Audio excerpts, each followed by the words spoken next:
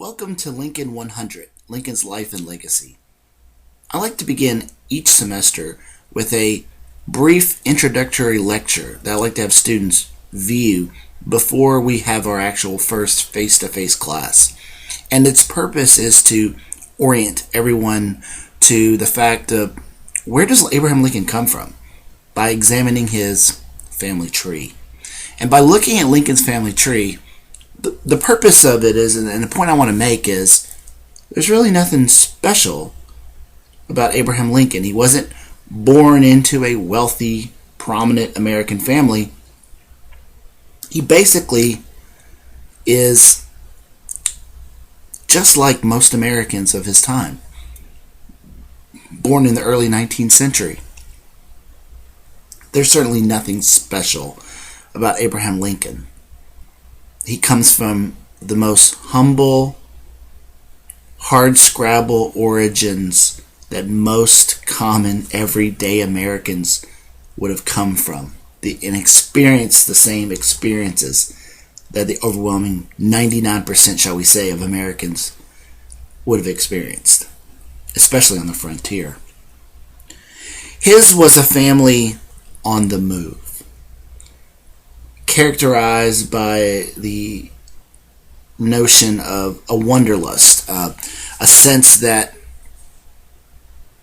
opportunity existed just around the corner, a better life. And for most Americans in the 18th, 19th century especially, that opportunity for a better life usually existed with westward movement.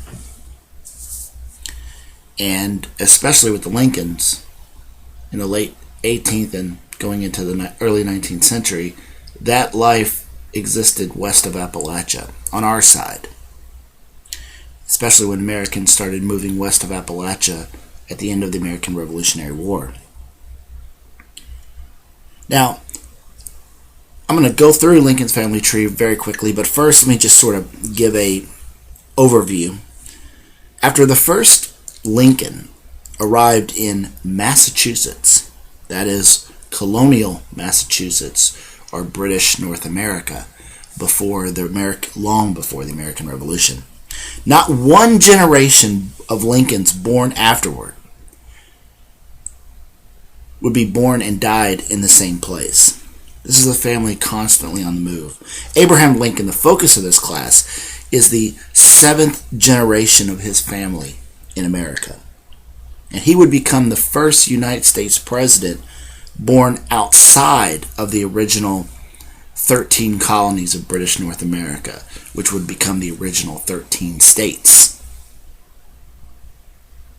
Like other settlers of early America, Lincoln's forefathers looked westward for new opportunities. Lincoln's grandparents were among the pioneers that made the dangerous journey to Kentucky through the Cumberland Gap in the late 1700s, right through where Harrogate, Tennessee is, where the main campus of Lincoln Memorial is located. Now, who was the first Lincoln in America? That would be Samuel Lincoln, who was born in 1622. And in 1637, at the age of 15, Samuel was a weaver's apprentice. He looked for a better opportunity in life, and he sailed across the Atlantic Ocean and arrived in colonial Massachusetts. He would eventually settle in a town of Salem, Massachusetts, where he would live the rest of his life, dying in 1690. Just 2 years prior to the whole Salem witch trials, which would break out, of mass hysteria of witches running amok in Salem, Massachusetts. Now, beginning with Samuel, I'm going to go through the first sons as I go through this family tree. You'll see some common names, but real quick I'll hit the points. What's important? Samuel Lincoln's son, first son, Mordecai Lincoln. He will move twice within Massachusetts. Again, a family constantly moving. Now, when I say constantly, I'm not talking about 5, 7, 8 moves, but moving. And it's always about opportunity. And we begin with Mordecai, and even to an extent Samuel, of farmers. These are farmers. And they're going to get more prosperous with each generation, because we're going through the first sons who will typically, under their colony and later states' laws, inherit the lion's share of their father's estate. Mordecai Lincoln will move twice within Massachusetts. His son, Mordecai Lincoln Jr., will move outside of the colony of Massachusetts to what is present-day New Jersey, which was the colony of New Jersey. He will then move to southeastern Pennsylvania. He will enjoy significant financial success as a farmer, but he will also enjoy success in the iron industry of Pennsylvania, southeastern Pennsylvania. His son, John Lincoln. Now, John Lincoln is going to be Abraham Lincoln's great grandfather. John will inherit his father's extensive land holdings in New Jersey and southeastern Pennsylvania. His interest in the iron industry in Pennsylvania. But John will move into what is the Shenandoah Valley of Virginia. Again, this is colonial Virginia still at this time. Living in Virginia, John will be a very wealthy landholder in the Shenandoah Valley region. John, before he moved out of Pennsylvania, leaving his father, he married a woman named Rebecca Flowers. Now, I mentioned her real quick because she was a Quaker. She came from a Quaker family. That's important. Up to this point, the Lincolns were religious. They had been what were known as Puritans early in Massachusetts, the early few generations. Puritans were those who were persecuted for their religious beliefs back in England, and they had left. Among them, a branch, not strictly known as Puritans, but a group known as the Pilgrims, we know from the whole Thanksgiving story. We assume they remained devoutly Christian, perhaps not under the name of Puritan, but very devoutly religious. And I bring that up because religion will be an issue which we will talk about in this course. But before I come back to religion on the Lincoln side, I want to mention Rebecca Flowers and her Quaker heritage. And it's important because Quakers were a very unusual group. Most people looked at them in colonial America as very odd, very strange. They considered everybody their friends. They were egalitarians, and that means they believed everyone was equal. Men, women, white, black.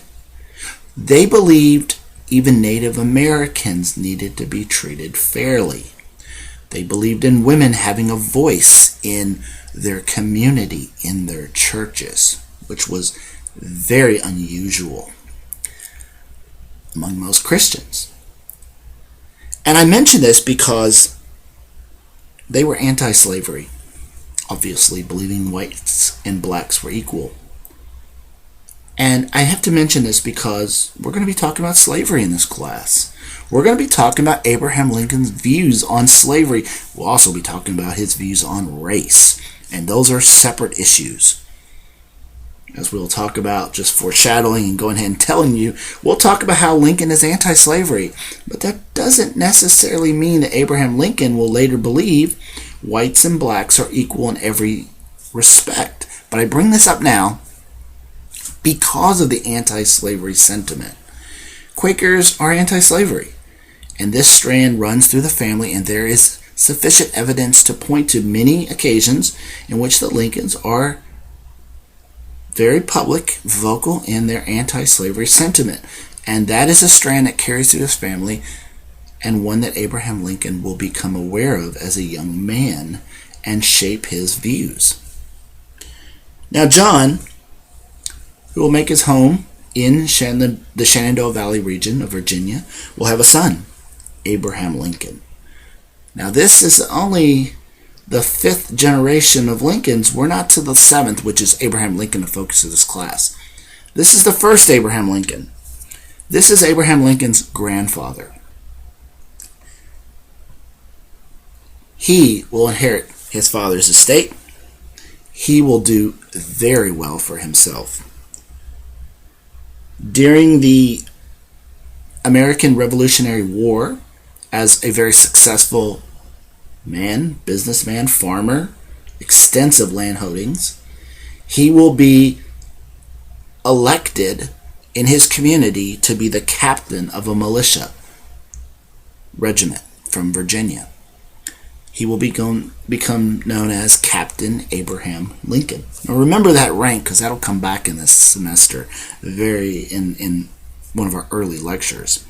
He's Captain Abraham Lincoln, an officer during the American Revolutionary War, not in George Washington's Continental Army, a professional army, but a captain of a local militia of just regular everyday Virginians. When the Revolutionary War is over and the Americans triumph, the various colonies rewarded those who had fought. Soldiers got a bounty of some money or little bit of land. Officers got larger bounties of cash and land. And in Virginia, Captain Abraham Lincoln was awarded 5,000 acres of land in Virginia. But most of Virginia from the Atlantic coast to the Appalachian Mountains had been settled. Where then would Virginia extend this land? Well, Virginia, in theory, like the other colonies, their land went west of the Appalachian Mountains. And when the Revolutionary War was over, Americans started flooding west of Appalachia. They had been sort of restricted by the British before the Revolution, because the British didn't want them moving west, having conflict with Native Americans, which would cause problems for Great Britain. When the Revolutionary War was over, Americans flooded west. And Virginia extended to what we now know as Kentucky. So Captain Abraham Lincoln was granted 5,000 acres of land in what is now Kentucky. And in 1782, Captain Abraham Lincoln, with his wife, Bathsheba Herring Lincoln, moved their 5 children, 3 sons, 2 boys, west of the Appalachian Mountains. They crossed through the Cumberland Gap, right there where Lincoln Memorial University's main campus is in Harrogate, Tennessee. And they moved into a place of his 5,000 acres. He settled on a 400-acre farm that he will clear with his young sons at a place known as Hughes Station. Now this is just east of present-day Louisville, Kentucky. And there on that farm for 4 years, from 1782 to 1786, Captain Abraham Lincoln and his sons built a farm, cleared the land. Now, a couple things I do want to say before I go to an event in May 1786. Captain Abraham Lincoln, going back to religion, him and his wife Bathsheba were Baptist. They attended a church named Mill Creek Baptist Church. This was a church which had broke away from an association, a Baptist association known as the Salem Association, because of their views on slavery. This is Kentucky. This is an area that has slaves. Now, slavery was largely existed across all the 13 colonies, and it continued to exist across most of the 13 states after the Revolution. Slavery will begin to be abolished in New England the states of like Massachusetts, Rhode Island, Connecticut, just after the American Revolution. But slavery does exist in other places like New York, New Jersey, Pennsylvania. But in the South, it will remain until the Civil War is over. And in this area of Virginia, which is going to soon be Kentucky, in 1792, it becomes a state. But this is before still. We're still talking about Virginia at the time. Slavery existed. And Captain Abraham Lincoln's church was against slavery. And their church broke away from their larger Baptist association based on their anti-slavery views. So I bring that up because, again, this is Lincoln's grandfather. The views of anti-slavery runs through this family, and it's strong. Now, having lived on their farm in what is now Kentucky for 4 years, we come to a dramatic event in May 1786. Captain Abraham Lincoln was out in the fields working with his 3 sons. His oldest, Mordecai, the name runs through the family, 14. His second oldest son, John, 12. And his third son, Thomas, 8 years old. Thomas will be the father of Abraham Lincoln, the subject of this class, whose name is on the university that we all hope everyone in this class will eventually obtain a degree from. So Thomas will be Abraham Lincoln's father. Captain Abraham Lincoln's out in the field with his 3 boys, clearing the field, doing some planting corn actually on this day, when all of a sudden a Native American warrior appears on the edge of the farm. This is a Shawnee warrior. The Shawnee were the Native American tribe that were native to the region. And this is an area now that for 4 or 5 years have seen Americans, these young Americans, moving west onto these Native Americans' lands. They weren't happy. They were being pushed west as these Americans settled on their lands, their native ancestral lands. The Shawnee warrior came out, saw Captain Abraham Lincoln and his 3 sons, and proceeded to advance towards Captain Abraham Lincoln and his sons. The Shawnee warrior had a gun, and he fired and mortally wounded Captain Abraham Lincoln, mortally wounding him. Captain Abraham Lincoln fell to the ground. His oldest son, Mordecai, immediately told his brother, John, to run to the nearest settlement of homes to alert them to what had just happened.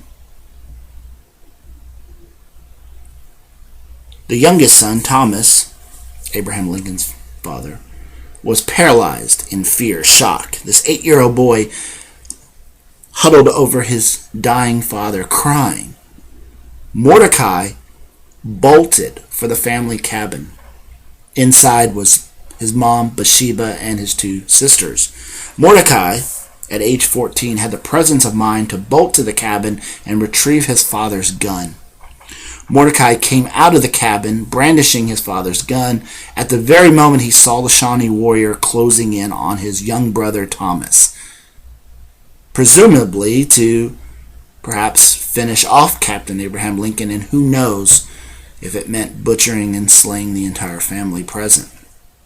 Mordecai, at age 14, maybe a young teenager by today's standards, but a young boy at the time on the frontier, would have already known how to fire a gun, how to hunt.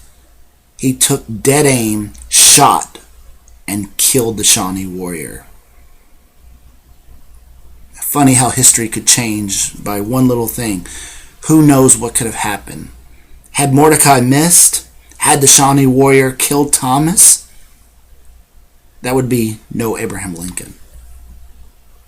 No Lincoln 100 for you to have to take.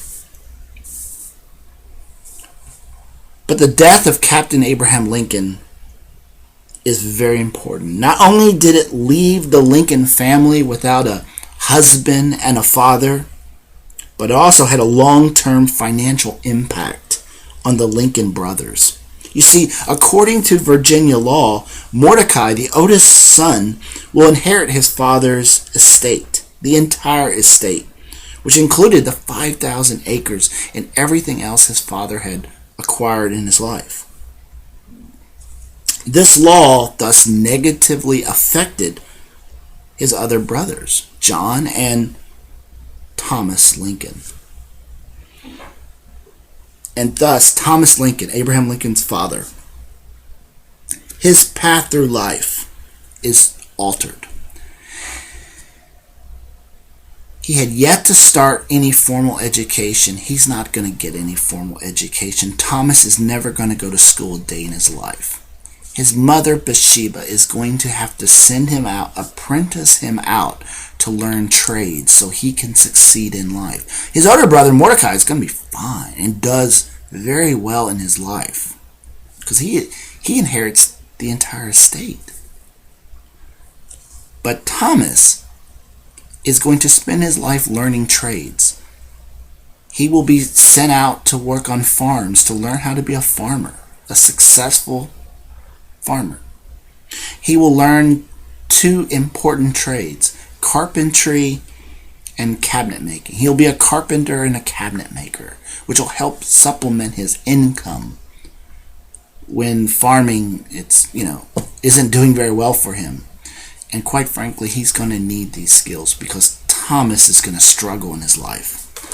You see, Thomas never goes to school. Thomas is illiterate. Thomas will never learn how to read or write. He's hired out at an early age. He only knows hard work.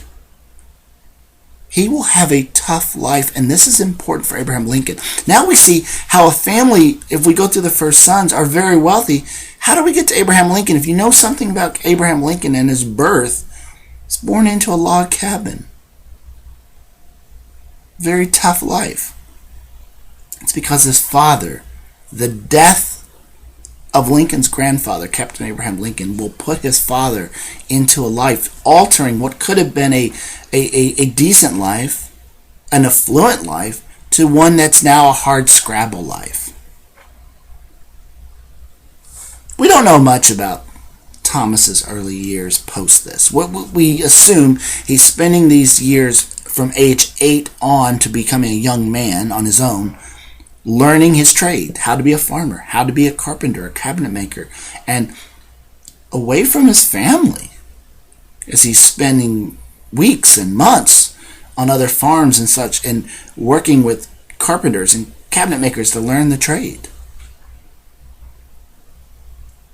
We do know he was well liked in his communities, the communities that he lived. He was well respected. But we also know he made poor decisions, which can probably be chalked up to his lack of education and his trustworthiness. He trusted people, and people took advantage of his lack of education and how trusting he was in people. One statement, one quote comes down about Thomas. Is one neighbor recalled that Thomas, because he was too trustworthy and lacked an education and sometimes got entangled in bad business decisions and especially property land title issues. When he's trying to buy land, he doesn't understand completely what he's buying. One neighbor recalled that Thomas accumulated wealth, considerable property, which he always managed to make way with about as fast as he made it. In other words, Thomas, his financial situation is a roller coaster. He'll make money and then he'll lose money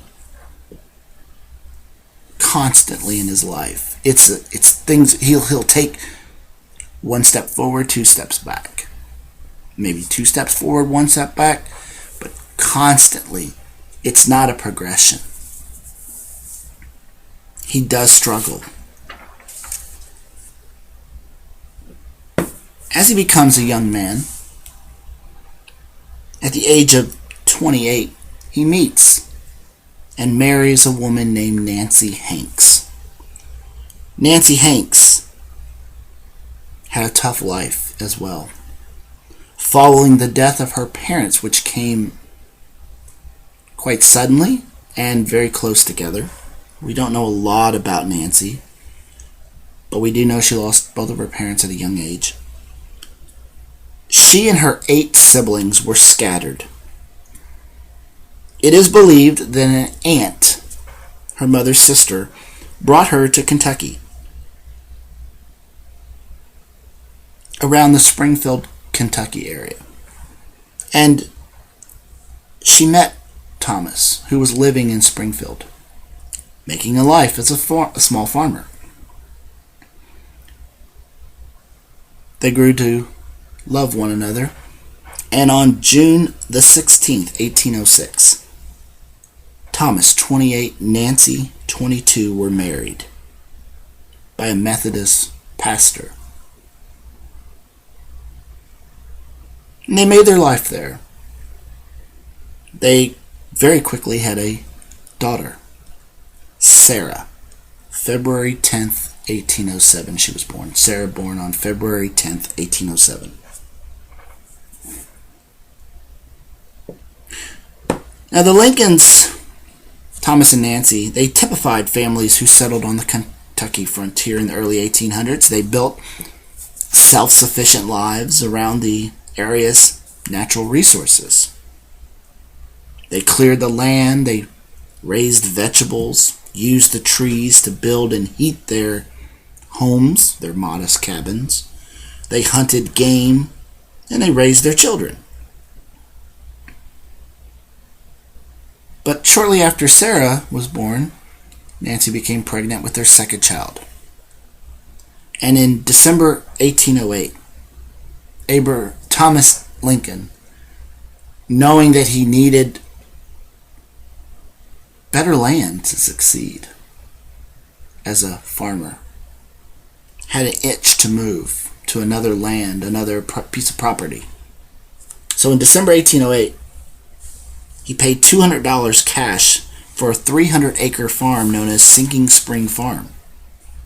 He hoped here he would have more suitable land and have more success and be able to provide for his now growing family, now that Nancy was pregnant with their second child. Sinking Spring Farm had a significant natural resource. It was Sinking Spring, where water drained through the subsurface and emptied into a branch of a nearby river. Sinking Spring was a dependable water source, undoubtedly was an important factor in Thomas's decision to purchase the 300-acre farm, which he called Sinking Spring Farm. The spring made the land a good home site, but its stony clay soil made farming somewhat difficult, and Thomas will struggle on this piece of land. But it was here, in February 12th, 1809, that their second child, first son, was born. A son he named after his father, Captain Abraham Lincoln. That child, Abraham Lincoln. We will pick up this family, this story of Thomas and Nancy, Sarah, and Abraham, and another son, when we have our first class. I look forward to meeting you all, and hopefully this will be an enjoyable class this semester.